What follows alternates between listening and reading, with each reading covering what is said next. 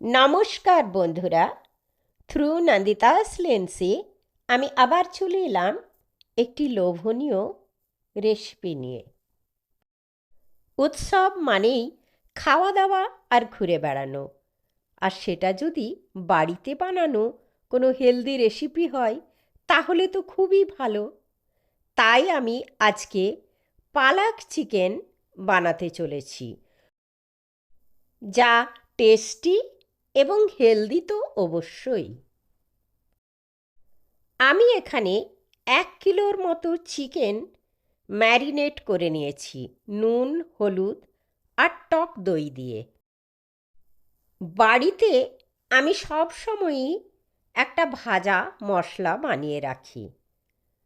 সেটা আর বিশেষ কিছু না, ধনে আর জিরে একটু শুকনো রোস্ট করে সেটাকে গ্রাইন্ড করে রেখে দিই। অনেক সময় গরম মশলাও আমি বাড়িতে বানাই, আপনাদের সঙ্গে শেয়ার করব নিশ্চয়ই একবার। ধনে জিরে রোস্ট হয়ে গেলে একটু ঠান্ডা করে নেব, তারপর গ্রাইন্ডারে গ্রাইন্ড করে পাউডার বানিয়ে নেব। পালক চিকেন যখন, পালং শাক তো লাগবেই, তাই 2 আটির মতো পালং শাক নিয়ে সেটা পরিষ্কার করে ধুয়ে রেখে নিলাম। একটা বড় পেঁয়াজ কুচো করে কেটে নিলাম। একটা কড়াই আঁচে বসিয়ে তাতে 2 টেবিল স্পুন মতো সাদা তেল দিয়ে 2টো তারা ফুল, 2টো এলাচি, 3-4টে লবঙ্গ আর দারচিনি কিছুটা দিয়ে দিলাম। এগুলো হালকা ভাজা ভাজা হয়ে এলে আমি পেঁয়াজটা দিয়ে দিলাম।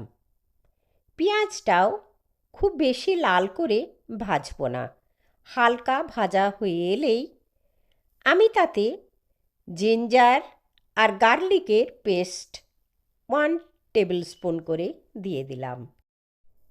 একটা বড় সাইজের টমেটো কেটেও তাতে দিয়ে দিলাম। ওপর থেকে অল্প পরিমাণ নুন দিয়ে দেব যাতে টমেটোটা গলে যায়। তারপর পালং শাকটা তার মধ্যে দিয়ে দিলাম। পালং শাকটা মশলার সঙ্গে 1 মিনিটের মতো কষে ঠান্ডা করে এটার পিউরি বানিয়ে নেব। এখন আমি এটা রুম টেম্পারেচারে কিছুক্ষণ ঠান্ডা করার পর পিউরি বানিয়ে নেব। আবার কড়াই আঁচে বসিয়ে 1 টেবিল স্পুন মতো তেল দিয়ে চিকেনগুলো কষবার জন্যে দিয়ে দিলাম। 10 মিনিটের মতো চিকেনটা ভালোভাবে নাড়াচাড়া করে একটু কষে নেব।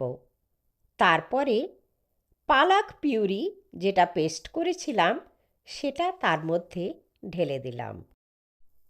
যেহেতু আমি চিকেন ম্যারিনেশনের সময় নুন দিয়েছিলাম, তাই এখানে অল্প নুন দিয়ে জিরে ধনের গুঁড়ো ভাজা মশলা যেটা বানিয়েছিলাম সেটা দিয়ে দিলাম।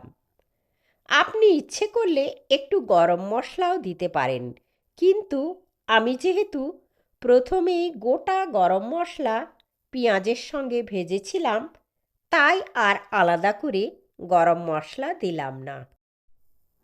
15 থেকে 20 মিনিট যতক্ষণ না আপনার চিকেনটা ভালোভাবে সেদ্ধ হয়, পালকের পিউরির সঙ্গে ভালোভাবে ফুটিয়ে নিতে হবে। যারা একটু মিষ্টি খেতে পছন্দ করেন তারা এই সময় 1 টিস্পুনের মতো চিনি এতে দিয়ে দিতে পারেন। তৈরি হয়ে গেল আমার পালক চিকেন। খুবই সহজভাবে বাড়িতে এইভাবে পালক চিকেন বানিয়ে নিলে খেতেও অনেক সুস্বাদু হবে, আর বাড়ির তৈরি রান্না তো কথাই নেই, শরীরও সুস্থ থাকে তাতে। যে সমস্ত বন্ধুরা আমার চ্যানেলটি ভালোবেসে সাবস্ক্রাইব করেছেন তাদেরকে অনেক ধন্যবাদ জানাই, আর যারা এখনও করে ওঠেননি তারা সাবস্ক্রাইব করে পাশের বেল আইকনটি প্রেস করে অল প্রেস করে দেবেন। তাহলে আমার সমস্ত ভিডিওর নোটিফিকেশান ঠিক সময় মতো পেয়ে যাবেন। আর বন্ধুবান্ধবের সঙ্গে শেয়ার করতে ভুলবেন না যেন।